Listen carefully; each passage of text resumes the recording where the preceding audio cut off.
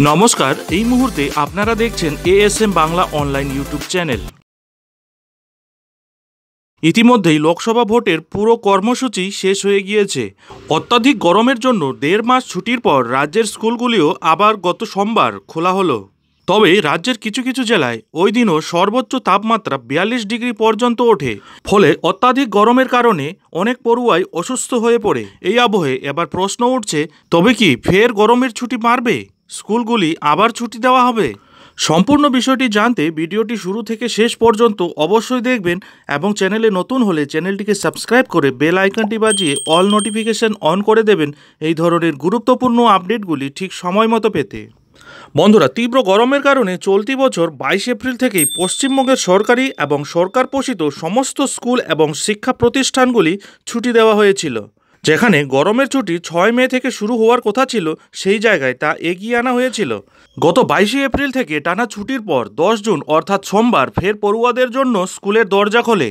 তবে উল্লেখযোগ্য বিষয় হলো, যেদিন ফের স্কুলের দরজা খোলা হলো তার দিন তিনেক আগের থেকেই আবার দক্ষিণবঙ্গে তরতরিয়ে বাড়তে শুরু করেছে তাপমাত্রা। সোমবার দক্ষিণবঙ্গের বেশ কিছু জেলায় তাপপ্রবাহ কিছু জেলাকে তীব্র তাপপ্রবাহের মুখোমুখি হতে হয়েছে। সবচেয়ে কঠিন পরিস্থিতি ছিল বাঁকুড়া, পুরুলিয়া, পশ্চিম বর্ধমান, বীরভূম, ঝাড়গ্রাম, পূর্ব মেদিনীপুর, পশ্চিম মেদিনীপুরের মতো কিছু জেলাগুলিতে। কোনো কোনো জেলায় সর্বোচ্চ তাপমাত্রা 42 ডিগ্রি পার করে যায় সোমবার। গরমের ছুটি কাটিয়ে যেদিন স্কুল খুলল সেই দিন এমন পরিস্থিতির কারণে এমনিতেই স্কুলে ছাত্রছাত্রীদের সংখ্যা অনেকটাই কম ছিল। এছাড়াও অনেকেই রয়েছেন যারা স্কুল চলাকালীন বাড়ি ফিরে যেতে বাধ্য হয়। বাঁকুড়ায় পড়ুয়াদের অসুস্থতার খবরও পাওয়া গিয়েছে। আর এমন পরিস্থিতিতে স্বাভাবিকভাবেই দাবি উঠছে ফের স্কুল ছুটি দেওয়ার অথবা স্কুলের সময় বদলে সকালে অর্থাৎ মর্নিং স্কুল করানোর। সোমবার পরিস্থিতি দেখে এমনিতেই বেসরকারি বেশ কিছু স্কুল রয়েছে যেগুলি ফের বন্ধ করে দেওয়ার সিদ্ধান্ত নেওয়া হয়েছে।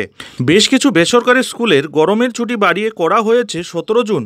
তবে স্কুলের শিক্ষক শিক্ষিকারা এবং অভিভাবকরা সরকারি স্কুলের পুনরায় ছুটি অথবা মর্নিং স্কুল করার দাবি তোলা হলেও এখনও পর্যন্ত কিন্তু পশ্চিমবঙ্গ শিক্ষা দপ্তরের তরফ থেকে এ নিয়ে কিছু নির্দেশ দেওয়া হয়নি। বন্ধুরা, পরিস্থিতি যা তাতে সোমবার স্কুলে এসে কয়েকজন পড়ুয়ার অসুস্থ হয়ে পড়ার ঘটনা যেমন সামনে এসেছে, ঠিক সেরকমই আগামী দিনেও এমন ঘটনা আরও ঘটতে পারে বলে আশঙ্কা করা হচ্ছে।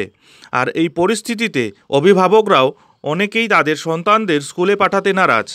পরিস্থিতির কথা মাথায় রেখে রাজ্য সরকার এবং রাজ্য শিক্ষা দপ্তর কী সিদ্ধান্ত নেয় এখন সেটাই হচ্ছে দেখার। কেননা আগামী বৃহস্পতিবার পর্যন্ত দক্ষিণবঙ্গের সমস্ত জেলাতেই এমন কঠিন পরিস্থিতি বজায় থাকবে বলেই আবহাওয়া অফিস থেকে পূর্বাভাসে জানানো হয়েছে। যাই হোক বন্ধুরা, এখন এ পর্যন্তই। এই ধরনের স্কুল ছুটি সংক্রান্ত গুরুত্বপূর্ণ আপডেট ঠিক সময় মতো পেতে অবশ্যই চ্যানেলে চোখ রাখুন।